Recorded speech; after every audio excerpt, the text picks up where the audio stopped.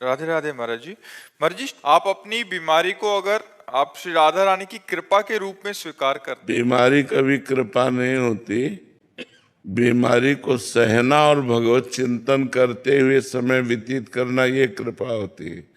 अगर हमारे शरीर में कोई बीमारी आ रही तो हमारे पाप का फल है, कृपा का फल नहीं है। ये हमारे पूर्व किए हुए पाप का फल है। कृपा का फल ये है कि उस बीमारी पर भी है हम भगवान का स्मरण करते हैं और प्रसन्न रहने की चेष्टा करते हैं। ये कृपा का फल है कि हम उस दुख को भी आनंद पूर्वक सहकर भगवत चिंतन पर विचलित नहीं होते, व्यथित नहीं होते। ये भक्त का लक्षण होता है, ये कृपा पात्र का लक्षण होता है। विपत्ति में, दुख में, नाना प्रकार के संकट, रोग में वो घबराता नहीं, वो विचकित नहीं होता। यम ही न व्यथ्यन्ते ते पुरुषम पुरुषर्षभ सम दुखा सुखाधीरम स्वमृतत्वाय कल्पते। वो अमृत पद का अधिकारी भक्त किसी भी व्यथा से व्यथित नहीं होता। हाँ, कृपा का अगर अनुभव करना है तो निरंतर नाम जप पर देखिए कि हमारा जप हो रहा है कि नहीं। अगर भजन नहीं हो रहा, हम फिर और कोई कृपा का महत्व नहीं रखते, और कोई महत्व नहीं, सब नाशवान है। भगवत चिंतन, यस्य स्मरण मात्रेण जन्म संसार बंधनात् विमुच्यते नमस्तस्मै विष्णवे प्रभु विष्णवे। हाँ, बस यही कृपा है। जो भजन का प्रयास है यही कृपा है। शरीर को सुख दुख में होना है, ये कोई महत्व नहीं रखता। भजन चल रहा है, यही महत्व है, और सब नर की स्थितियां है।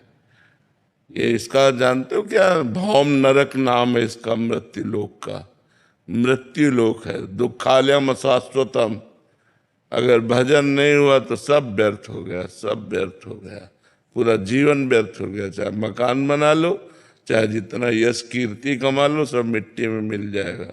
भगवान का चिंतन, अखंड चिंतन, अव्यावृत भजन, यही मनुष्य जीवन का परम लाभ है।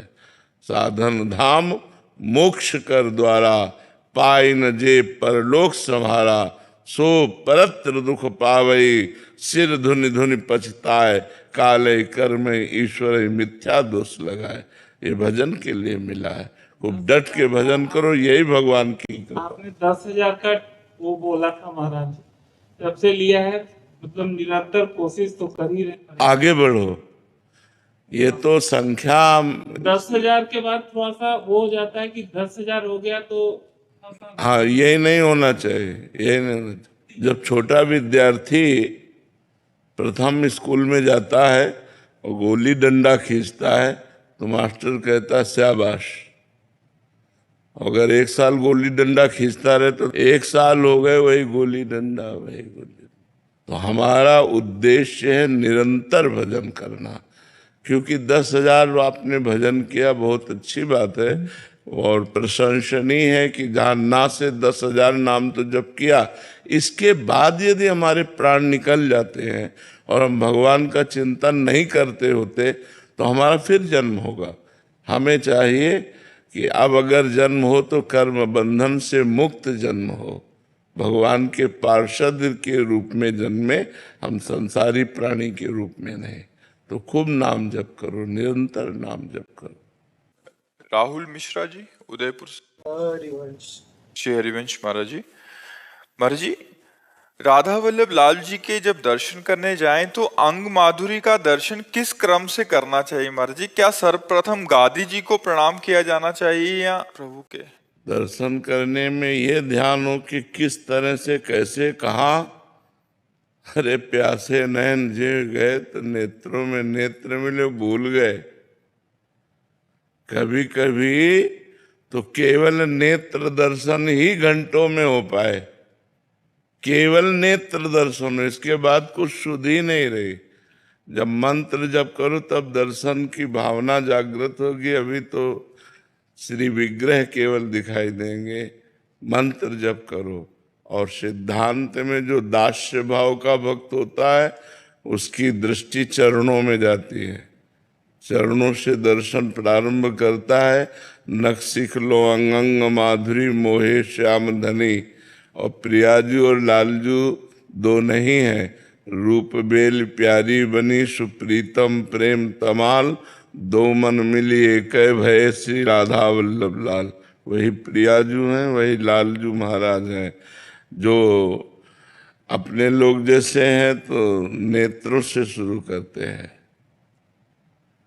नेत्र में नेत्र मिले, पता नहीं समय कितना चला गया, फिर और खसक पाए नेत्र तो खसक पाए नहीं, बस नेत्रों में नेत्र मिले, बस सर झुका चल दिए। जो जिस भाव का होता है उस भाव से प्रभु का दर्शन होता है। पहले तो मंत्र जप करो, नाम जप करो, और नाम मंत्र पर ध्यान रखते हुए तब दर्शन करो। बिहारी जू, राधा वल्लभ लाल जू, राधा रमण जू, ये साक्षात प्रगट प्रभु हैं। इनको किसी मूर्तिकार ने रचना नहीं की, ये स्वयंभू प्रभु हैं, स्वयं प्रकट हुए हैं रसिकों की कृपा से हम सबको कृतार्थ करने के लिए। तो हम भाव से, अपने भाव के अनुसार, हमारा जो भाव है उसके अनुसार दर्शन करें। मितेश जी मुंबई से। श्री हरिवंश। श्री हरिवंश महाराज जी, भगवत गीता जी में भगवान श्री कृष्ण जी ने कहा है कि पूरा संसार मेरा निराकार स्वरूप में स्थित व्याप्त है।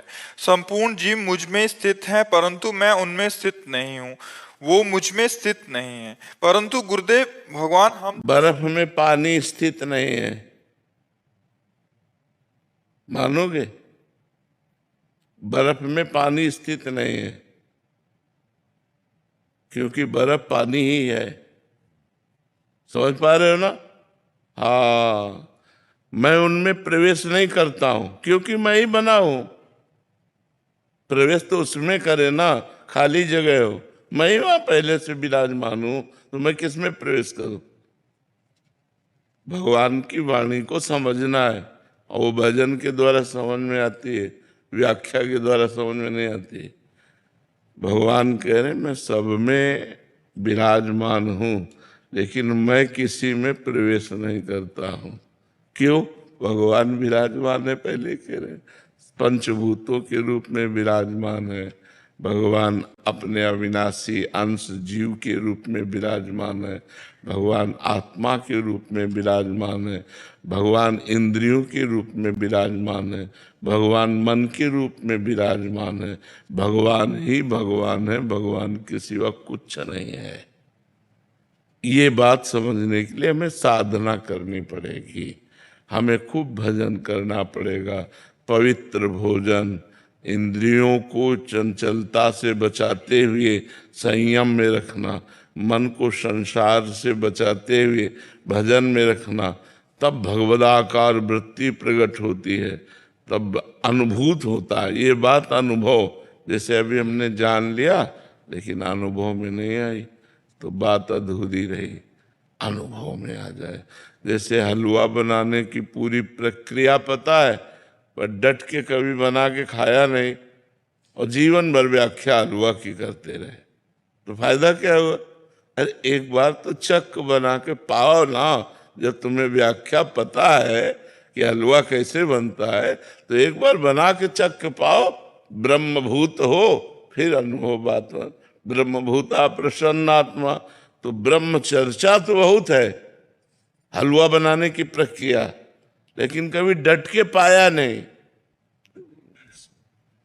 ब्रह्मभूत, उसका अनुभव, जो हम बोल रहे हैं उसका अनुभव, जो हम दूसरों को शिक्षा दे रहे हैं वो हमारे आचरण में, तो तब हम जाकर के भगवत भाव से युक्त होते हैं।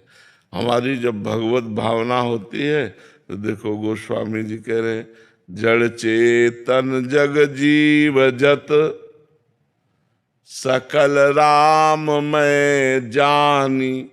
मान नहीं कह रहे, वही है, वही सब में। बन्नो सब के पद कमल सदा जो जुग पान। ईशावास्यमिदं सर्वम यत्किंच जगत्याम जगत। जित कण कण ईश्वर विराजमान है। अब हमें तो ईश्वर नहीं दिखाई दे रहा, जड़ चैतन्य दिखाई दे रहा है, स्त्री पुरुष दिखाई दे रहा है, पापी पुण्यात्मा दिखाई दे रहा, अच्छा बुरा दिखाई दे रहा। ये त्रिगुणात्मिका दृष्टि है, जो त्रिगुणमयी माया की दृष्टि, उससे हम देख पा रहे हैं। जब हमारे अंदर ज्ञान चक्षु प्रकट हो तो हम देख पाए वासुदेवासुरनिति सर्वम खलमिदम ब्रह्मणे नानास्ति किंचन। अभी हमारी पार्थिव दृष्टि है, तो हमको अपनी दृष्टि बदलने के लिए भजन के बिना दृष्टि नहीं बदलती। खूब भजन करो, तब भगवान से योग प्राप्त हो जाएगा। जिनसे योग है उस प्राप्ति की अनुभूति हो जाएगी। तेषाम सतत युक्तानाम भजताम प्रीति पूर्वकम ददामि बुद्धि योगम तम येन मामुपयांति। वो भगवान में निरंतर जो चित्त जुड़े हुए है, वो भगवदाकार वृत्ति जब आँख खुलती है तो भगवान बंद करता है, तो भगवान भीतर बाहर सब जगह वही विराजमान दिखाई देते। बहिरंतश्च भूतानाम अचरम चरमेव च सूक्ष्मा तद विज्ञेयम दूरस्थम चांतिके च तत्।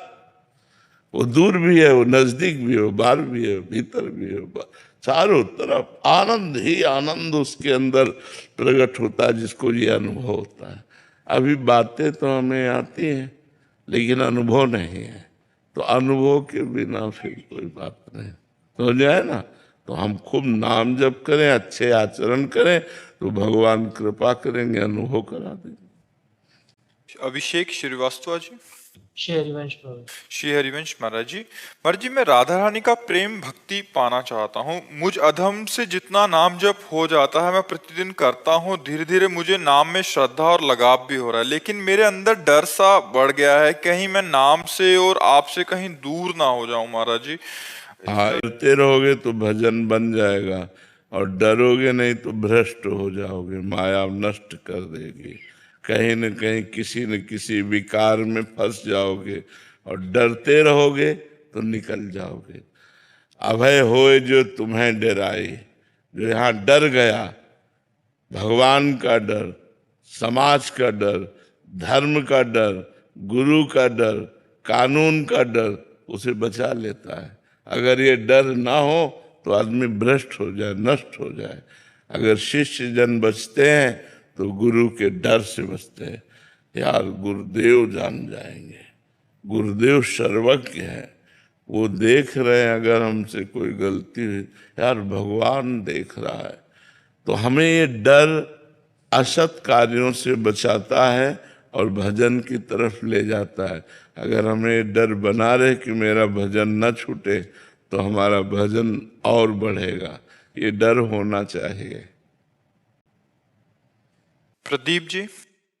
श्री हरिवंश। श्री हरिवंश महाराज जी। महाराज जी, गुरु कृपा क्या है? नाम, नाम सुकृत धन अपनी जीवन अतिहित मान देत वरदान वृंदावन हित बलि पद पावन भक्ति प्रकाशत ज्यो जग भान नमो नमो गुरु कृपा निधान नमो नमो गुरु कृपा निधान। जो हमारे गुरुदेव भगवान के श्रीमुख से निकली हुई अमृतमयी वाणी हृदय में रमण करती है। मंत्र मूलम गुरु वाक्यम, जो गुरुदेव ने कहा नाम मंत्र, वही गुरुदेव का जीवन है, वही गुरुदेव की कृपा है, वही गुरुदेव है। उनको पकड़ ले तो गुरुदेव हमारे हृदय में विराजमान है। मोक्षाधिपति गुरुदेव का चिंतन निरंतर और नाम जप, गुरुदेव की कृपा ही कृपा है। कविता जी। राधे राधे महाराज जी। महाराज जी, अहंकार और भौतिक सुखों से दूर रहने के लिए क्या करना पड़ेगा महाराज जी, आपके अनुभव से? शास्त्र स्वाध्याय, संतों का संग, भगवान नाम जप, वाणी से असत वार्ता का त्याग, कानों से असत वार्ता के श्रवण का त्याग, नेत्रों से असत दृश्यों के देखने का त्याग, संयम से चलो, अभी ठीक हो जाएगा। इनको कंट्रोल में करो, वाणी को संयम में लाओ, मौन रहो, उचित बोलो, विचार कर बोलो, मृदु बोलो, हितकर बोलो। कानों से दूसरे की निंदा न सुनो, कानों से प्रपंच की वार्ता न सुनो। नेत्रों से मोबाइल में सीरियल गंदी बातें मत देखो, नेत्रों से सब में भगवत भावना का भाव करो, अभी सब ठीक हो जाएगा। सिद्धांत से चलो तो सब ठीक हो जाएगा, सिद्धांत के विपरीत चलो तो कुछ अनुभव में नहीं आएगा।